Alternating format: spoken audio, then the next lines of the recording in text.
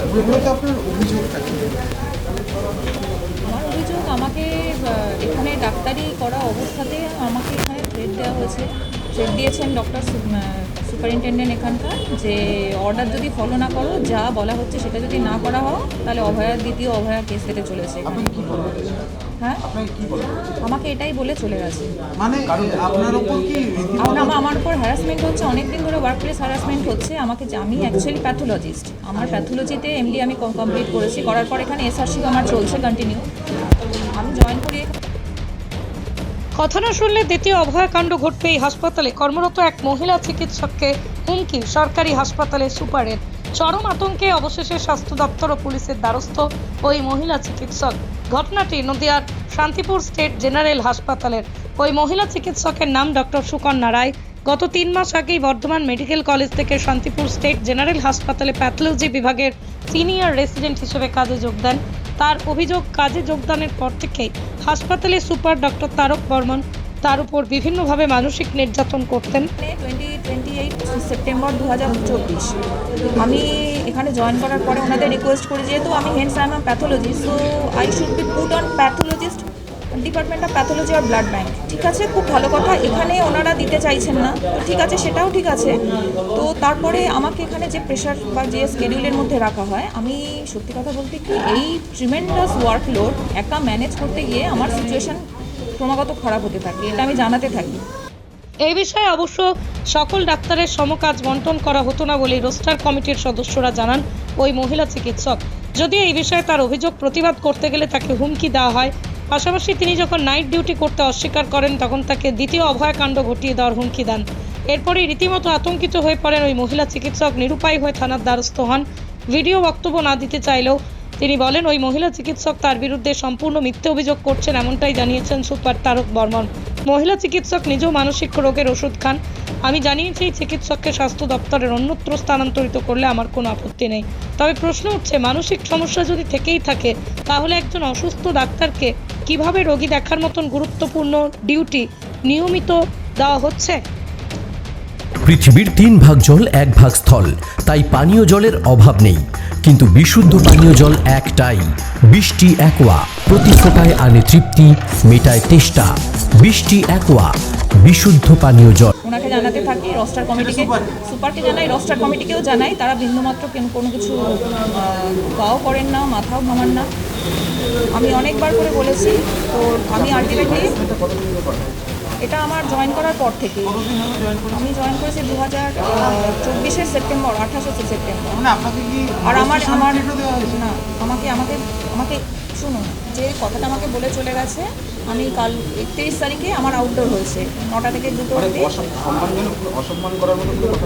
অবশ্যই 9টা থেকে, সকাল 9টা থেকে আমি বলছি, এক্সার সিনিয়রিটি চলছে, সকাল 9টা থেকে 2টো অবধি আউটডোর চলেছে। আর 2টো থেকে তারপর 5টা অবধি কন্টিনিউয়াসলি এমার্জেন্সি সিঙ্গেল হ্যান্ডেড করেছি। এখানে কোনো অনকল সিস্টেম কেউ রাখেনি।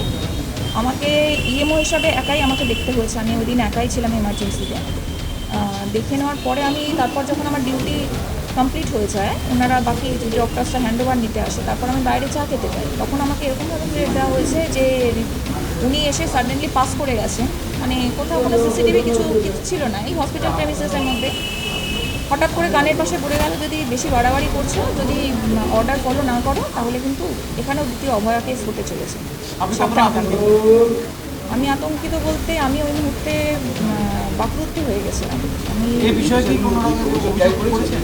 অবশ্যই করেছি, আমি জানিয়েছিলাম থানায়, আমি একটা লিখিত আমি করেছি, অভিযোগ করেছি, শান্তিপুর থানায় করেছি।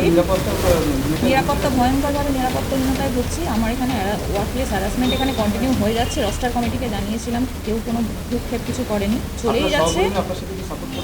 এখানে যত ডাক্তাররা রয়েছেন সবাই সাপোর্টিভ এবং সবাই অত্যন্ত ভালো। আমি এখানে একবারও বলছি না কেউ কোনো রকম বলছে, কিন্তু এই সুপার যে ভদ্রলোক, এই ভদ্রলোকের সাথে আরও দুজন রোস্টার কমিটিতে আছে, যারা কোনোভাবে উনি হাসপাতালে কখন আসেন না আসেন আমার কোনো আইডিয়া নেই। আমি কোনোদিন ওনাকে দেখিনি বলতে মাঝে মাঝে আমি মাঝে মাঝে ওনাকে ইন্সপেকশানে দেখেছি। এখানে উনি হাসপাতালে ঘুরে বেড়ান ইন্সপেকশানে, এইটুকুই জানি। আর যদি কোনো ডিসকাশন করতে চায়, উনি নাকচ করে দেন। সেদিন ঘটনাটা এটাই হয়েছিল 31 তারিখে, আমাকে ডাইরেক্টলি কথাটা বলেছিল স্বাস্থ্য। আমি বলছি কোথায় কোথায় জানিয়েছি, আমি পুলিশে এখানে জানিয়েছিলাম, এখানে লিখিত দিয়েছি, সিএমওর অফিসে জানিয়েছি, আমাদের ডক্টরস ওয়েস্ট বেঙ্গল ডক্টরস ফোরামে লিখিত দিয়েছি, তারা জানেন, এবং তার সঙ্গে director of health service DHS ওনাকেও আমি জানিয়েছিলাম যে এরকম ঘটনা ঘটেছে। হেল্প বলতে আমি চাইছি যে এই সিচুয়েশনে আমি এখানে অত কাজ করতে পারবো না, কারণ আমি প্রত্যেক মুহূর্তে ভয়ঙ্কর নিরাপত্তাহীনতায় ভুগছি। আমার নিরাপত্তার দায়িত্ব তো কেউ এখানে নেবেন না ডেফিনেটলি, তো আমি চাইছি আমাকে এখান থেকে পোস্টিং অন্য কোথাও করে না। আমি ওসব কোনো কিছু চাইছি না। আমি চাইছি না বলতে আমি এই মুহূর্তে আমার সেই মানসিক অবস্থা নেই যে আমি এখন এসব করবো। আমি চাইছি আমি নিরাপদভাবে আমি যাতে লাইফ লিড করতে পারি। তো খুব ভালো হয় যদি এখান থেকে যদি আমাকে যদি ট্রান্সফার অন্য কোথাও করে দেওয়া হয়। আমার নাম ডক্টর সুপর্ণা রায়, এমডি প্যাথোলজি। আমি এসআর, কিন্তু আমাকে প্যাথোলজিতে কোনো পোস্টিং দেওয়া হয়নি। আমাকে এই ডিউটি করতে হয় মানে সিভিয়ার স্ট্রেস ওয়ার্কলোডের মধ্যে। আর আমি এটা হাজারবার আমাদের এখানে রস্টার কমিটির যার দুজন অ্যাক্টিভ মেম্বার আছে তাদেরকে জানিয়েছিলাম, কোনো লাভ হয়নি, আমাকে এরকমই করা হচ্ছে।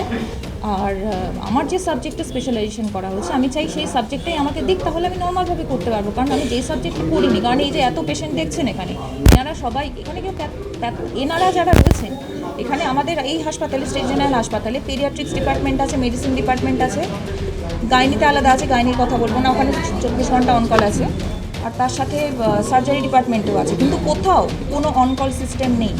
এটা আমি বারবার করে বলছি, এটা নোট করে রাখুন, কোথাও কোনো অনকল সিস্টেম নেই। যা সমস্যা হয় যারা ইমার্জেন্সিতে থাকে তারাই সামলায়। আমি প্যাথোলজিস্ট, আমার সামলাতে অসুবিধা হচ্ছে, আমি চাই না আমার জন্য কোনো পেশেন্ট কোনো সাফার করুক। ক্রিটিক্যাল কোনো যদি পেশেন্ট হয় তখন আমি সেক্ষেত্রে কাকে ডাকবো, সেটা ডাকার মতো বা সেটা ইনফর্ম করার মতো কোথাও কোনো সিস্টেম এখানে রাখেনি এনারা বারবার করে বলা হয়েছে।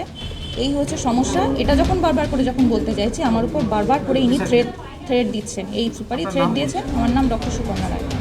মা Manusha builders MMB distributor, Nadia জেলার সব থেকে বড় বিল্ডার্স মা মনুষা বিল্ডার্স, রড ও সিমেন্টের পাইকারি ও খুচরো বিক্রেতা।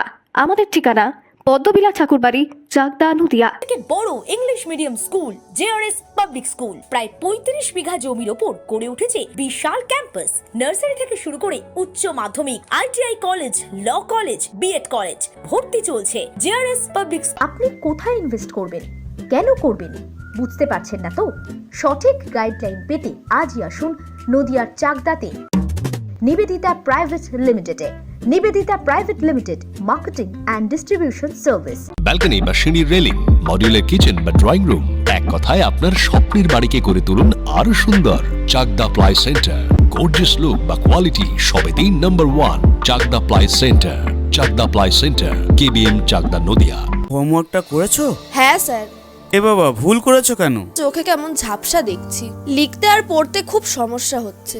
চাকদার মডার্ন অপটিক্স থেকে ভালো চোখের ডাক্তার দেখিয়ে নাও। প্রতিদিন প্রকৃত চোখের ডাক্তার ও দৃষ্টি বিশেষজ্ঞ মডার্ন অপটিক্স, চাকদহে।